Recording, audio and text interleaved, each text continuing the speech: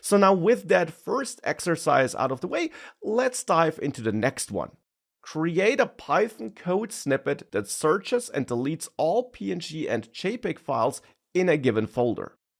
Now we could of course simply take that exercise text and paste it into the chat prompt here. And if we would send this, we would indeed probably get a result that is exactly what we want. We would probably get such a Python code snippet that we could use and that we could execute on our system to perform the intended task. Now you could absolutely stop here, therefore, and use this snippet. But I actually want to tweak this prompt here.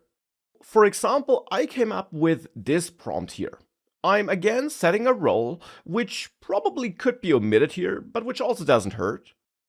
Then I again just copied in that text from the exercise, which in the end sets the goal for this prompt. But then I also added some additional context here. The user who executes the script should be able to define the folder dynamically. The script should accept the folder path as an input. Again, I'm using short, focused sentences here, and I'm adding some crucial extra context here, because that will actually change the content of the code snippet that will be created. Because in the previous code snippet which I got, and it's definitely possible that you got a different response, but in the code snippet I got, the path which would have been searched was included in the script code.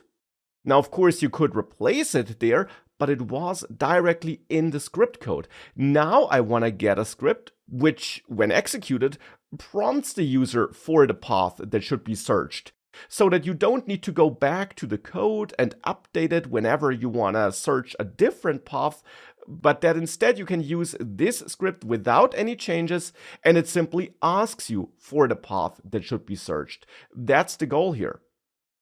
In addition, I also controlled the output format. I'm telling ChatGPT that I just want the code snippet without all those extra explanations. Again, that of course might be something you do want, but here I just want the code. Therefore, if I do send this, I get just that code. Now, unfortunately, here for me, it also omitted all the formatting, which might not be the case for you. So therefore here I'm sending a follow-up message where I'm telling ChatGPT that it should format the code and style it as code in its response. And that now gives me the code in this more readable format here. With that, I then have some code that could be used to perform the given task.